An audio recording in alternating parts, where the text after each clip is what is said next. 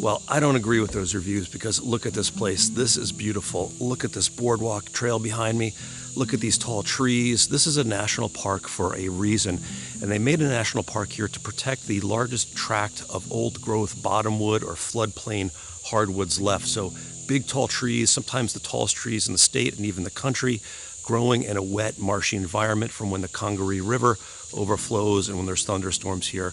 Really moist, almost feels like a rainforest here. This area is a national natural landmark, and it's also UNESCO Biosphere Reserve, so it's recognized all over the world as a unique environment. Now, I'm going to take you on a couple hikes here and show you some of the secrets that you might have missed if you're just cruising through on the trails, and hopefully you'll learn enough to get more out of a visit here and not just go home and post something and say it's a lot of trees with some mud, because it's so much more than that. What's interesting about Congaree National Park is that it's only about a half an hour away from South Carolina's capital, Columbia. It's located along the banks of the Congaree River, named after the native Congaree people, and it feels a lot more like Everglades National Park, which is about 500 miles away from here. There's a small and unassuming entrance to the park. You can pull over and take a picture with the sign there. And once you get in, it's wooded. It definitely feels different than the suburban part of South Carolina that you were just in. We're just going to follow the signs to the visitor center. You can also camp here if you'd like. You can also take public transit here, which is a very cool feature that they have. I'd recommend putting on insect repellent first before you start exploring. The insects are intense here, even if the meter, which I'll show you in a little bit, is low. I have some specific recommendations on insect repellent, but you can also just go to one of the drugstores or Walmarts in the area. The visitor center is named after Harry Hampton. He was a reporter who is responsible for saving this area. It became a national monument in 1976 and a national park in 2003. Now, when you make your way into the pavilion here, you will first see the famous mosquito meter, which goes from all clear up to war zone. Now, the worst time for mosquitoes is mid-spring or the beginning of the spring to the end of the fall. If you come in the winter, it's generally better, but the summer is the worst. And right away, you'll start seeing the huge spiders. Some of these were as big as my hands. They obviously eat all of these mosquitoes that are flying around, so they are your friends. The visitor center has interpretive displays and a gift shop worth a stop in if it is open. It also has books and souvenirs that you can bring home with you. Now, the hike I recommend doing is the 2.4-mile Boardwalk Loop. The hike is dead flat. It's all on the boardwalk, so you can do it in a wheelchair. You can bring pets. Very easy to navigate, and it also has interpretive displays along the way.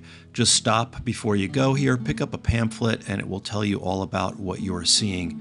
I also recommend checking out the trail board just to make sure that things are open. The park does flood occasionally, including the boardwalk trail, so just check this out before you go.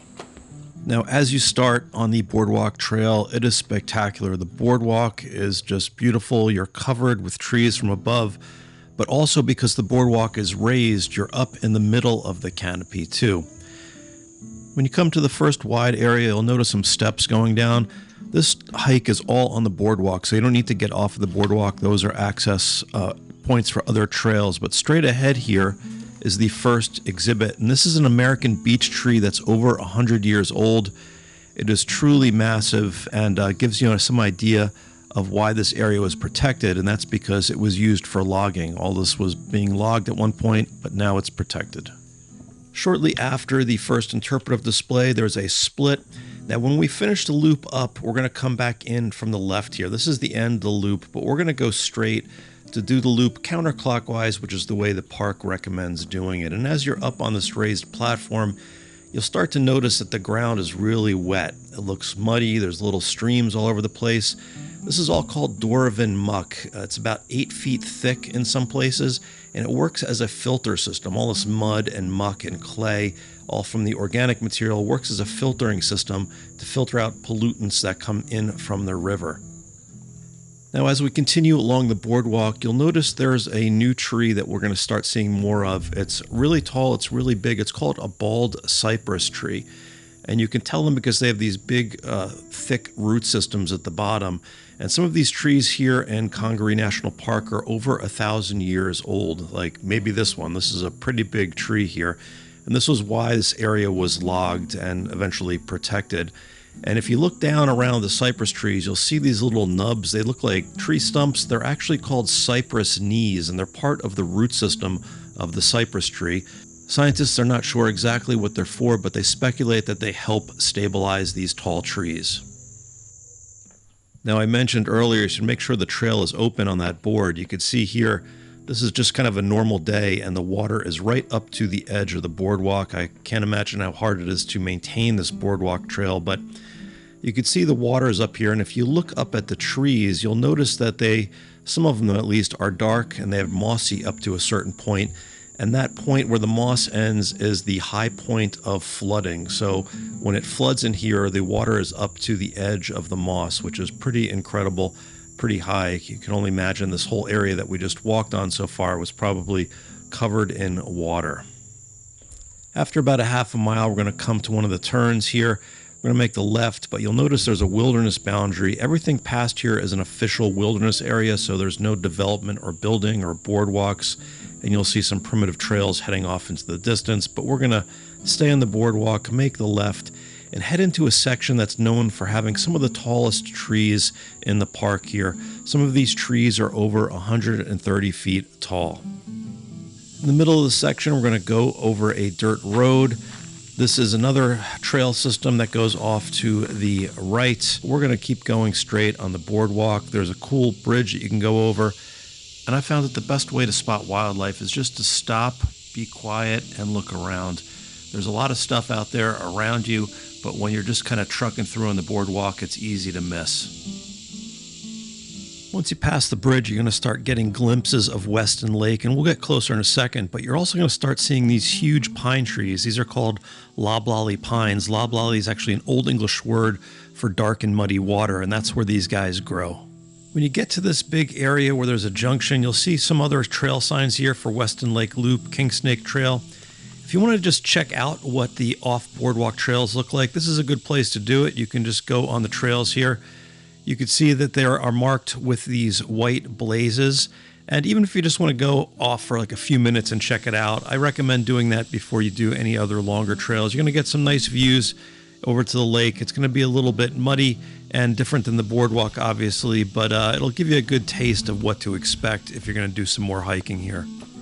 All right, let's hop back onto the boardwalk loop and go up to this T-junction. We're going to make the right and do a short spur down to Weston Lake, which I think is the highlight of the loop. Now, Weston Lake is an oxbow lake, and if you look at the map of the Congaree River, you can see all these S-turns. Now, there used to be an S-turn here, and Weston Lake was part of the river, but the river cut off that big S part of the loop there, and now Weston Lake is left all alone by itself. Now, the lake is a great place to spot wildlife. I saw some bald eagles when I was here, and if you look down, you're sure to see some turtles, some bass, maybe some perch in there. I was also fortunate enough to see this guy. This is called a hinga, and it's also known as a snake bird because when it swims in the water, its head looks like a snake sticking out. So pretty cool, but you can see there's fish jumping, there's all kinds of stuff going on, and probably the most famous resident here is the river otter, and if you're lucky, you might be able to see some here in Weston Lake. And also worth noting, there are alligators here occasionally. They're not here all the time, and they're not in the lake all the time, but they can be in the river too. So keep your eyes open for them. Usually if you ask at the visitor center, they'll know where they are. There's not like a ton of them, but they are here in the area occasionally. Now, when I was here, there was a problem with feral hogs. They were tearing up the park, and the park was actually closed at night so that they can hunt them and get them out of the park. I just wanted to share this picture from the Park Service. This is what that boardwalk looks like when it's flooded at the lake there. Pretty incredible. All right, once we're done at the lake, we're going to start heading back on the boardwalk past the junction where we came in before. You are going to start seeing some of these dwarf palmettos. Now, South Carolina is known as the palmetto state. I think it's named after the cabbage palmetto, but these are another variety, and they grow in these swampy kind of areas. There's plenty of them down here. One thing to take note of is stop number 15. It's kind of hard to see, but if you look in the distance, you're going to see an old metal box. That's an old still from when Prohibition was a thing in the early 1900s, 1920s. And this is where moonshiners would make their moonshine out here.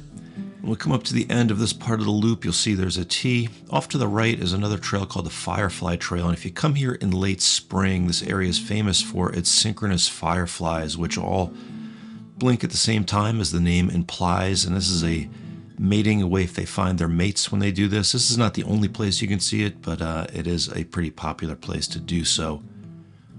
Then we're going to continue on the last leg of the boardwalk trail here.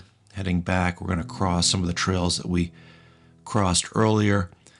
And we're just going to stay straight on the boardwalk. We're not going to take any of these little side trails. And eventually we will get back to the end of the loop. And all we do is make the quick right-hand turn and just do the short 0.1 mile back to the visitor center. And that is the boardwalk trail. Now there are other trails here in the park.